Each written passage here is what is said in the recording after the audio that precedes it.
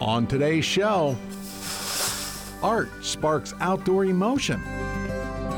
I look at steel like a lot of potters look at their clay. Dave Estrada grinds away his days as Minnesota's metal artist. Okay, what was that beautiful bird? Because that was pretty cool. We also talked to the pros about the art of watching birds. And a Minnesota-bound classic takes Ron Schara way off the grid, way up north. Nice one, nice one. The trophy of the day, trophy of the day.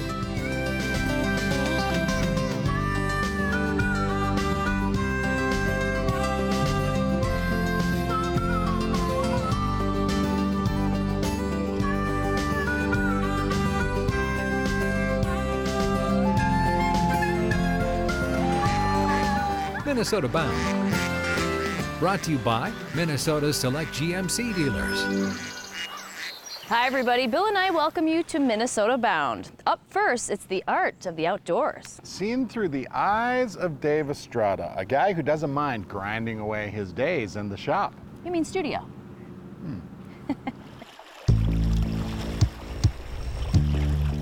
Some folks daydream of Lake Superior as a getaway, the spot where we escape and leave reality in the rearview mirror.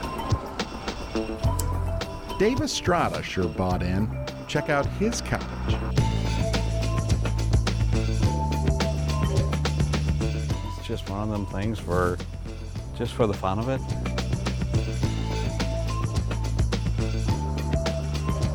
I wanted to have something that was big and powerful and strong, and so you got to have a T-Rex if you're going to do that. Estrada's lakeside landscape definitely reflects who he is and, more importantly, what he does. Hopefully I got a nice clean tip here.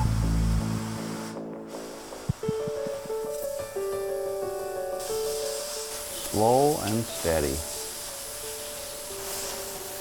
Something you don't want to have a lot of coffee before doing.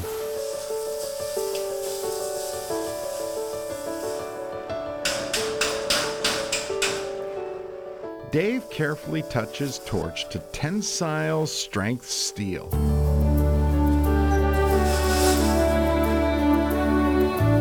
My wife, she used to drag me to art shows when we were young. I told her, I says, I think I can do better than that. Finally, she says, well, get yourself some steel and try it out. That was 25 years ago, and it's just been fun ever since. Dave makes Minnesota Metal Art.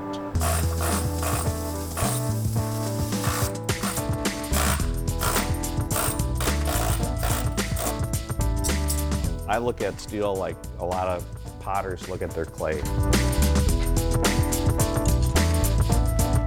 It seemed like I got into doing birds, woodpeckers, blue herons, eagles. Critters that reflect Estrada's passion for life outdoors. Even so, makes sense this steel-hardened artist would keep a soft spot for a slightly more spine-tingling subject. This is Ceratosaurus, just a little bit of a breeze. This will have movement in it. Movement makes it feel more alive, I guess. Estrada hit a bird feeder between the big, jagged jaw.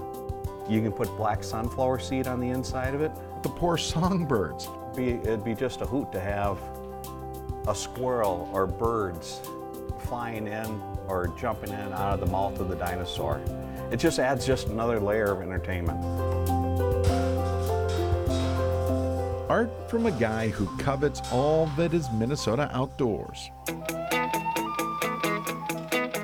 I love going out. I love spending time out in the wild. It gives you inspiration to when you come back, you just want to create. All the stuff that I create, except for my dinosaurs, are Minnesota inspired. So the next time you zip along Lake Superior, look for the Curious Cabin. Home to Dave's dreams, welded into an artful outdoor reality. That's where the huge challenge is trying to make steel look real. I want to be a Minnesota artisan that reflects the beauty of what we have here in our state.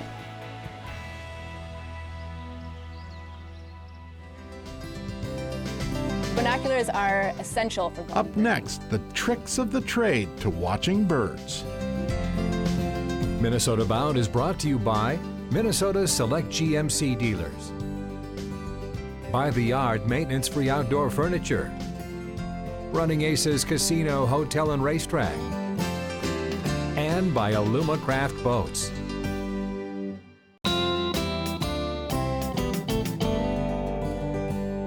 Welcome back to the show. In my next Getting Started story, I explore the Eloise Butler Wildflower Garden, and I met their master birder. It's Bird Watching 101. Many of us are curious about our feathered friends. Have you ever considered bird watching? I'm at the Eloise Butler Wildflower Garden and Bird Sanctuary to meet with a birding expert to learn how to get started. Hi, Kara. Hi, Laura. Thanks for having us. Well, thanks for coming. Welcome to Eloise Butler Wildflower Garden and Bird Sanctuary. Thank you. Now, I hear you are the expert when it comes to bird watching, and I want to know how I can get started. Well, perfect. You came to the right place. One thing I think is really important if you want to get started in birding is to get yourself a field guide. I have a field guide for all the birds of the United States, but that's a bit bulky to bring with me when I'm going birding, so I also like to have a field guide of the birds of just Minnesota. Perfect. Now, I'm guessing if there's one thing you can't live without, it would be binoculars. That's right. So binoculars are essential for going birding. The pair that you have there are great. They're a great starter pair. Lightweight, 8 magnification, which is pretty standard. If you really want to get into birding, I would consider getting a bigger pair. Still an 8 magnification, which is pretty easy to control, but also a little bit wider lens. So that means it brings in more light, gives you a clear view of those birds. Now, I also noticed you have this really cool contraption to balance your binoculars. Yes, so I have a nice harness that I like to sport. So if I'm going out birding for 5-6 hours, it really takes the pressure off my back so I can just continue birding with ease. Excellent. Well, I'm ready to find some birds. Are you? Yeah, let's go find some birds. Okay, let's do it. Sweet. So, Kara, what type of birds would we find in the sanctuary today? So we're in the woodland now, so we should be on the lookout for some northern cardinals, downy and hairy woodpeckers. We also have a pileated woodpecker that calls these woods its home.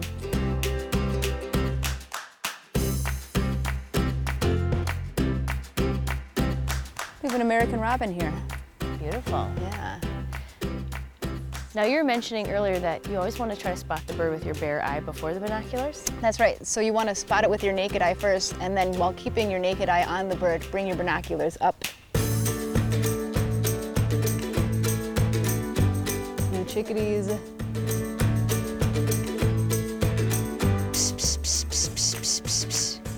Now, I'm beginning to think you're the bird whisperer. What is that noise?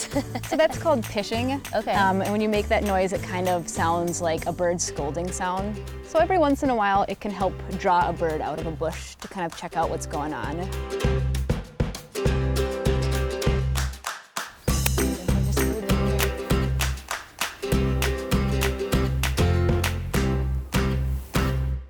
Okay, what was that beautiful bird? Because that was pretty cool. Okay, so it was a woodpecker. Right, we've got that down, but now we have to narrow it down a little bit and figure out which kind of woodpecker it was. Okay. So we have our book here, our guidebook. Let's get to our woodpeckers. See if we see. It looked similar to that. It looked similar to that, it did. But did you notice a red neck? I did not. I did not, that's right, exactly. So let's keep switching through. Here we go. So we have both the downy and the hairy woodpecker. Very, very similar looking birds. The difference here is the size. What we were looking at here was a downy woodpecker. It has a shorter bill, a smaller size than the hairy woodpecker. So I think what we were seeing here were downy woodpeckers. I do too. Yeah. Very cool.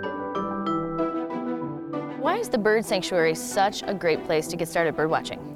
So if you look around, we have a lot of native plants here. And native plants means lots of food. So there's lots of berries and seeds for them to be eating, and also lots of insects. Ooh, lots of bugs, but that means lots of birds. That's right, lots of bird food. Well, thanks, Kara, for the great tour. We saw quite a few species today.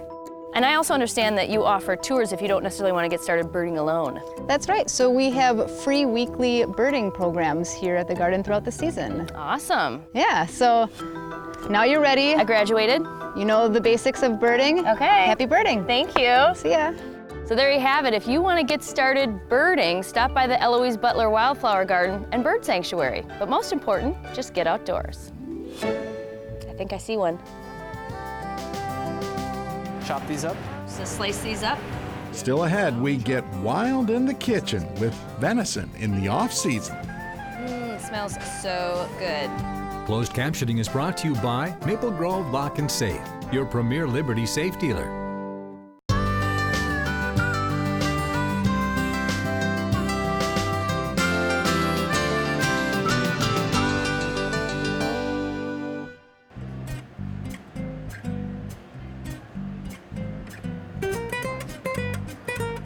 Hi everybody, it's a great day getting wild in the kitchen today. I'm here with Chef Kevin Convulsum from Fire Lake Grill House and Cocktail Bar. And Chef Kevin, I am really excited because I'm seeing two of my favorite ingredients. One is venison, but two, morel mushrooms, the Morels, fantastic yeah. fungi. Yeah, What certainly. are we making today? We're gonna do a venison meatball, and then we're gonna make a gravy with these morel mushrooms. That sounds amazing. Now I'm seeing a lot of ingredients, so what are our first steps? First, we're gonna make the meatballs, get those in the oven.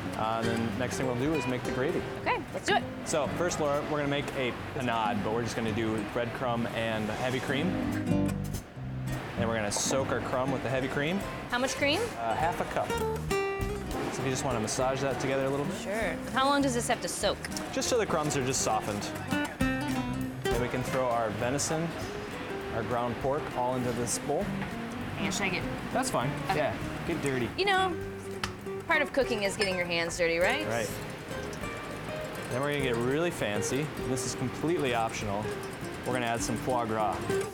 And then we're gonna sweat some onion and throw that in. We're gonna make the onions work out. Yep, so we're gonna sweat it just in a little oil, Okay. just so they're translucent, and then we're gonna add that once they're chilled.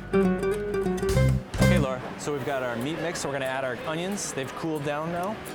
Our breadcrumb mixture with the cream. Nice and sticky, that's good. Yeah. Some nutmeg, a little juniper. I find that juniper and venison marry well together. And then the honey, it's gonna add a little sweetness. 2 eggs. No, I'm not a professional. Yep, I definitely need 2 hands to do that. Mix that all just until it just comes together. So it's time to roll some meatballs. I'll scoop, you roll. Got it? Into the oven we go. 400 degrees, should take about 12 to 15 minutes. It's time for the gravy. So we're gonna chop these up. So slice these up. Yeah, you can Like do a so? rough chop however you want, just bite-sized pieces. Minnesota's crown jewel right here. So do you have a secret spot where you hunt these mushrooms yourself? I do. You wanna know where it is? You're gonna share it with me? No. Sorry. We're gonna melt the whole butter. You can go ahead and add the onion and the garlic to that. Stir that up. Let's add our flour. You wanna grab the chicken stock, add that right in. And the heavy cream, the cooking sherry, soy sauce, and then our nutmeg. And last but not least, those morels. So you're gonna bring this just to a boil, and then we'll just let it simmer for about a half hour. Time to plate it up. Yeah, let's do it. Morel Now mushrooms. to the gravy goodness. It smells so good. All right, I can't wait any longer. It's time for a bite. That is so good. So there you have it, using 2 of the Midwest's finest ingredients, venison and morel mushrooms. Chef Kevin, you've outdone yourself once again. Thank you. Oh boy, he hit that like. Straight ahead, this week's Minnesota Bound Classic takes the team way north of the border to chase a most unique treasure. Beautiful. That's gorgeous. Minnesota Bound is brought to you by Connecticut, Adams Pest Control, Rave Sports, your local carrier dealer, and by Totem Resorts, the premier destination for world-class fishing.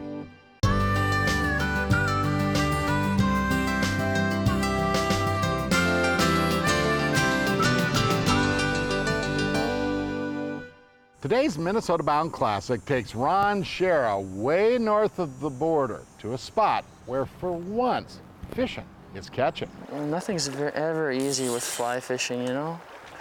When you hear that stream in the distance and you just want to get your line wet and you've got a million knots, there is a number of flies in there you can choose from. What do you say we use, Dan? I would say we'd use a black woolly bugger on a day like today.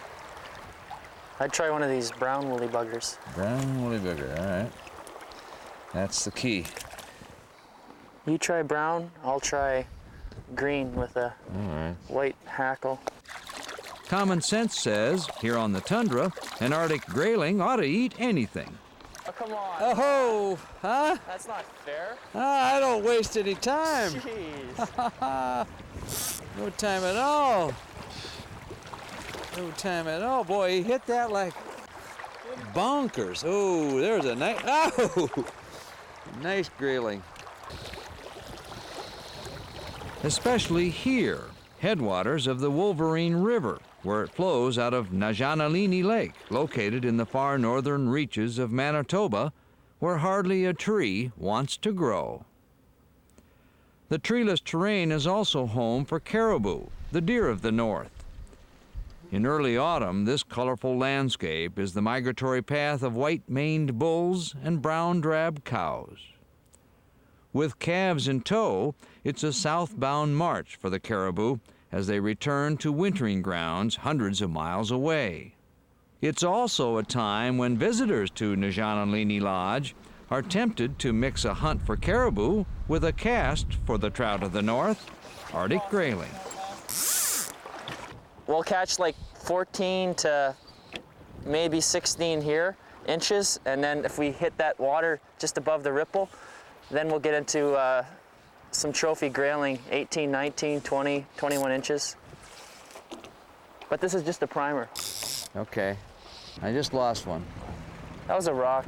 Oh, is that a fish? It is. It is a fish. Aha! Oh, this is, look at this, see the tip of his fin? Yeah. That's really gorgeous. Oh, beautiful. Look at that redness. Almost always hungry, grayling can make a fly fishing expert out of anybody. Woo! He's a dandy. As I was saying, I was just kind of twitching it, just real short twitches like that, back against the current. Oh, there's one. Nice one, nice one. The trophy of the day, trophy of the day. I saw him come up and take it. Ha ha! Whoa! You want a hand, Ron? Yeah, I'm all right. Oh, that is a heavier fish. Yeah. A mermaid of the north.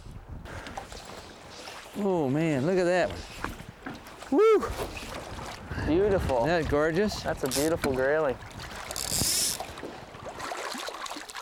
Nobody was calling me gorgeous, casting a fly rod while dressed in caribou hunting clothes. But the fish didn't seem to mind. Okay, Ron, I want that fly back. That's a little guy. Oh, he's making up for vigor, though. You're just thick. Come on, baby, come on. Now we've got barbless hooks. It's the Manitoba rule. Are you ready for this rod? Yeah, thanks for passing it to me. Right. There we See go. what I could find in the water. More properly dressed, Dan, my guide, decided to wade for bigger grayling. If you go down, you're on your way to Hudson Bay, you know that. At Churchill with the polar bears.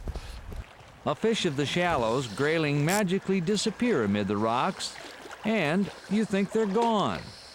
What do you think, Ron? Time to move on? Yeah. Let's go find another hot spot. Oh, there's one. Uh-oh, you got I one? plucked it from underneath you. It was too close to me. Maybe we better stay.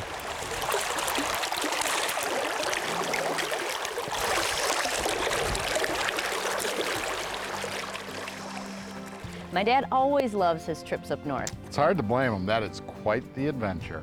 And that was documented way back in 2000. You remember Y2K? Yes, I do. Well, that about does it for us. We'll see you back here next week.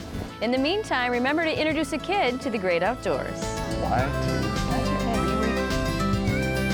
Transportation provided by Premier Transportation. Call 1-800-899-7433. To get more Minnesota Bound, including full episodes, go to mnbound.com.